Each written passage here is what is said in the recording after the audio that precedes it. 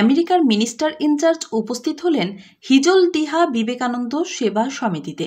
হ্যাঁ, ঠিকই শুনছেন, হাজার হাজার মাইল পাড়ি দিয়ে পশ্চিমবঙ্গের বাঁকুড়া জেলার জয়পুর ব্লকে শুভ পদার্পণ হল আমেরিকার মিনিস্টার ইনচার্জের। ভাবছেন কোনো রাজনৈতিক ব্যক্তিত্ব? কিন্তু না, ইনি হলেন বিবেকানন্দ বেদান্ত সোসাইটি শিকাগোর মিনিস্টার ইনচার্জ। নামটা জানতে খুব ইচ্ছে হচ্ছে। নাম পূজ্যপাদ ঈশাতানন্দজি মহারাজ।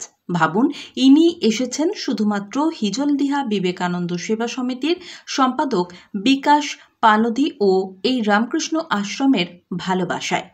এসে সর্বধর্ম সমন্বয়চার্যেতে প্রবেশ করলেন এবং স্বামী বিবেকানন্দ, শ্রীরামকৃষ্ণদেব ও সারদা দেবীকে পুষ্প দ্বারা শ্রদ্ধা নিবেদন এবং মাতৃভাষা যে এখনও ঠিক একই রয়েছে তা বক্তব্য না দিলে জানতেই পারতেন না আপনারা। হিজলদিহা বিবেকানন্দ সেবা সমিতিতে শুভ পদার্পণ ও আশীর্বাদ জ্ঞাপন নিতে হাজির হয়েছিলেন এলাকার অসংখ্য সনাতন ধর্মাবলম্বী মানুষজন। চলুন এই বিষয়ে কি বললেন আশ্রম সম্পাদক শুনে নেব। Bureau report, crime press, Bengal news. আজকে তো ডেট ছিল, আমরা যে আশ্রমে 14 সাল থেকে মাইক্রো সার্জারি অপারেশন বিনা পয়সা এখানে হয়ে আসছে। এরকম ধারাবাহিক প্রতি মাসে প্রতি সপ্তাহে হচ্ছে অপারেশন। তো আজকে 20 তারিখে আমাদের একটা এরকম ডেট ছিল।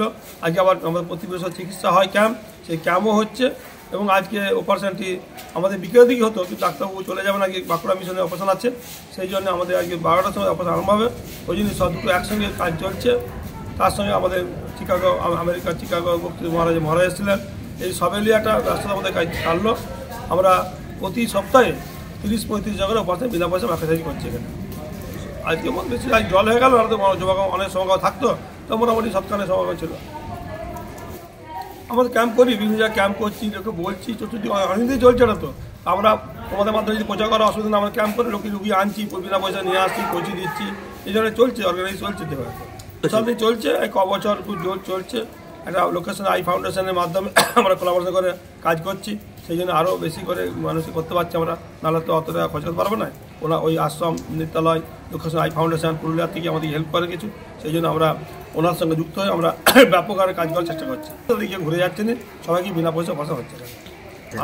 আমার নাম বিকাশ পালদি, এই আশ্রমের সেবক, সম্পাদক যাই বলো, সে দায়িত্ব আছে। আমাদের এখানেতে স্বামী বিবেকানন্দের আদর্শ নিয়ে এই গ্রামেতে এত সুন্দর কাজ হচ্ছে, এত দূরে, কিন্তু যে গ্রামের যে বাচ্চাগুলো আছে তাদের জন্য স্কুল, যে লোকেরা আছে তাদের জন্য ডাক্তার নিয়ে আসা। স্বামীজি যেমন বলেছেন গরিবদের সেবা করো, সেই কাজটা একটা মহাযজ্ঞের মতো হচ্ছে। ওই জন্য এটা দেখতে এলাম, এটা অসাধারণ। তবে মনে হচ্ছিল রাস্তাটা আর একটু বড় হলে, আর একটু চওড়া হলে ভালো হতো, একটু সুন্দর করে আসা যেত।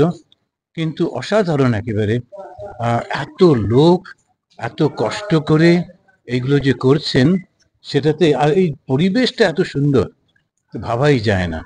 এটাতে ঠাকুর মা স্বামীজির করুণা আছে, কৃপা আছে। কত মহারাজরা এখানে এসেছেন, তাদের আশীর্বাদ আছে। এইটা যদি এইভাবে চলতে থাকে তাহলে এখান থেকে বহু গ্রামের ছেলে মেয়েদের খুব উপকার হবে, শিক্ষা এবং অন্যান্য সব কিছুতে। এই বার্তা হচ্ছে কি জানো, যেমন স্বামী বিবেকানন্দ বলেছেন যে প্রত্যেকটা মানুষের মধ্যে শক্তি আছে, ঈশ্বরের শক্তি, আর সেই শক্তিটাকে জাগ্রত করা। তুমি পারবে, তুমি পারবে, এরকম তুমি যদি বাচ্চা ছেলে মেয়েগুলোর চোখের দিকে তাকাও, তখন দেখবে সেই কনফিডেন্সটা নেই, কারণ ভয় ভয় রয়েছে। কিন্তু যদি ওর মধ্যে শিক্ষাটা আসে, তখন দেখবে ও মাথা উঁচু করে দাঁড়াতে পারবে। মানুষ হয়ে যখন জন্মেছি, তখন মানুষের মতো যেন বাঁচতে পারি, অন্য কারুর উপর নির্ভর করব না। শিক্ষা নিয়ে নিজের পায়ে দাঁড়াবো। শিক্ষা মানে যে শুধু কলেজে পড়তে হবে তা না, খুব ভালো চাষবাস করতে পারি, আমি খুব সুন্দর করে নানান রকমের রিপেয়ারিং কাজ জানি, নানান মেশিন সারাতে পারি, ওইটাই আমার শিক্ষা। আর সেইটা দিয়ে আমি অর্থ রোজগার করব, কারো কাছে হাত পাতবো না। ভগবান শ্রীরামকৃষ্ণদেব বলেছেন হাতটা কখনো চিৎ করতে নেই, হাত উপুড় করতে হয়। হাত চিৎ করা মানে চাওয়া, চাইবো না কারো কাছ থেকে, বরং দেব। মানুষের জীবন অত্যন্ত মূল্যবান জীবন, আর তার মধ্যে যদি আমরা নিজেদেরকে